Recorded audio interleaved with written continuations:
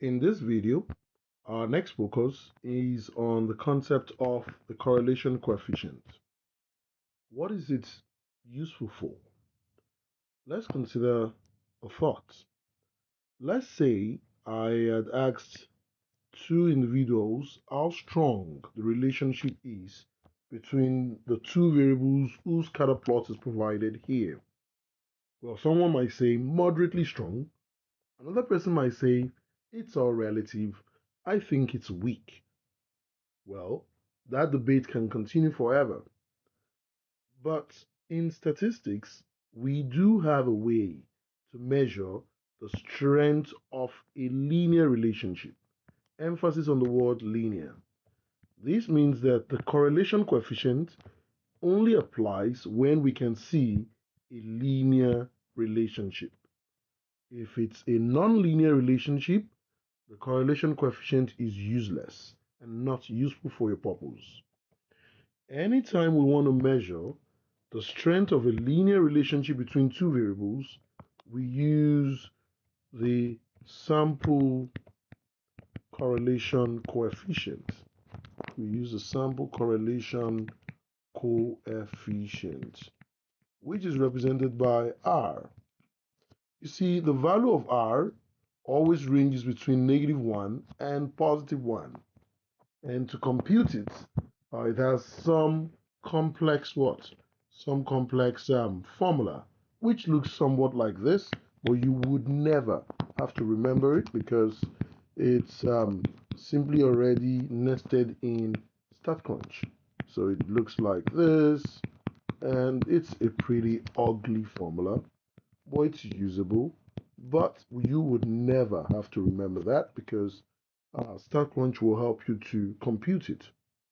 But anytime you compute the sample correlation coefficient, the value must be a number between at least -1 and at most +1. So if your R, the correlation coefficient is 1.4, you know something is wrong. If it's negative 1 point something, 1.7, you know something is wrong. Only values between -1 and +1 are acceptable. So let's start with the extreme points. If you have the correlation coefficient to be equal to exactly -1, that will be the case here, where all lines fall perfectly on the line. They fall perfectly on a line. That rarely happens in the real world. So because there will be some randomness here. So in that case, we look at that extreme case. Now, as you start going towards what? 0, you start observing that the points are getting more dispersed. And you can see that value here. You're gradually coming towards what? 0 from -1.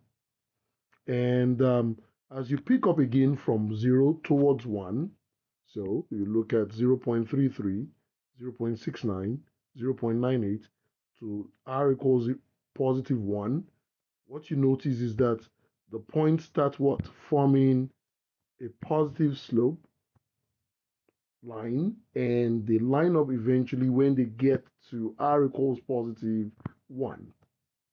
So the closer the value of R is to either what? +1 or to -1, the stronger the relationship. So if it is very close to -1, that's a very strong negative correlation. And if it's very close to +1, that's a very strong positive correlation.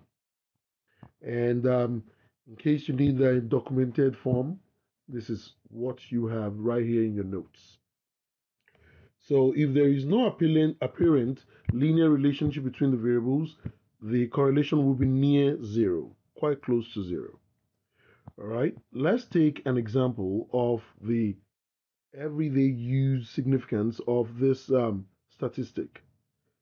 We look at exams and grades. The two scatter plots below show the relationship between the final and mid-semester exam grades recorded during several years for a statistics course at a university. Now, so you have final exam as the response variable that might depend on the exam 1 score, and you have the final exam that might depend on the exam 2 score.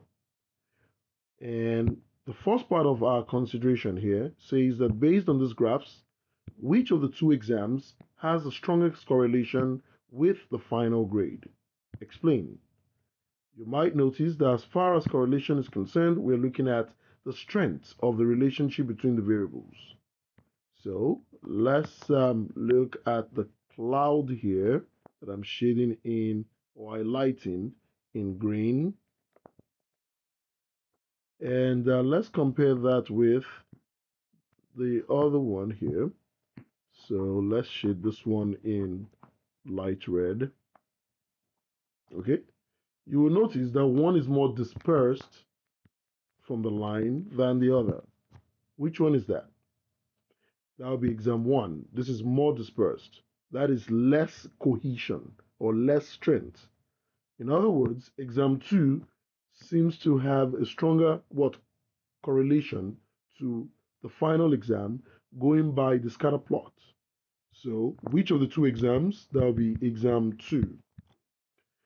Is there a way we can explain this? Is there a possible realistic example of why we can relate exam 2 score more to final exam? Considering the chronological sequence of events, exam 1 will come before exam 2, so more likely exam 2 was completed closer to the final exam. And so most times students tend to carry what? The knowledge level, the alacrity, the readiness, the knowledge into what? The final exam.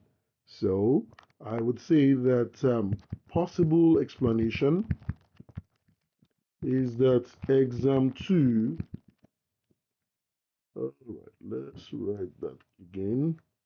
Possible explanation is that exam 2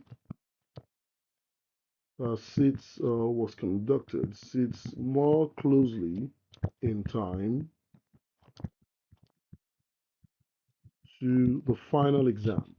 So that can be a possible rationale as to why there is a stronger correlation between exam 2 and the final exam as compared to exam 1 and the final exam.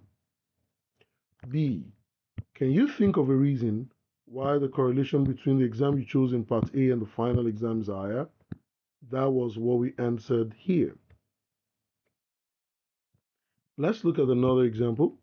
Looking at just the scatter plots here, can we match them to these possible correlation coefficients? What I would do if I were given a question like this is I would notice that there is one that is not linear. If it's not linear, remember, correlation coefficient works more for linear. That will be the weakest one here. So I'll match this to number 3. Then I can see one that appears to be linear and positive. So if it is linear and positive, that will be this guy. So I'll link this to 2. Well, I still have 2 other ones, one of this form and one of this form. One is more scattered out. If it is more scattered out, then it's farther from -1 as compared to the other one. So in this case, one would go to the bigger one, which is closer to -1. And this guy, because the points are more scattered off, will go to B. All right. So that completes that question.